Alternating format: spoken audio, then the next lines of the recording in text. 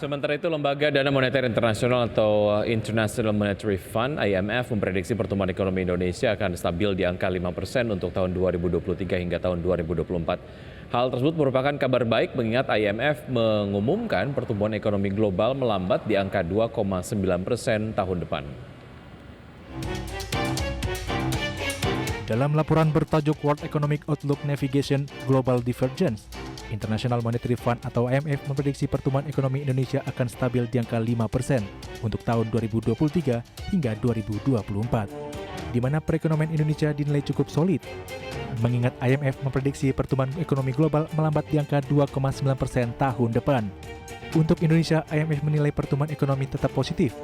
Terlihat dari kinerja Gross Domestic Product atau GDP, pendapatan produk domestik bruto real berada di level 5%.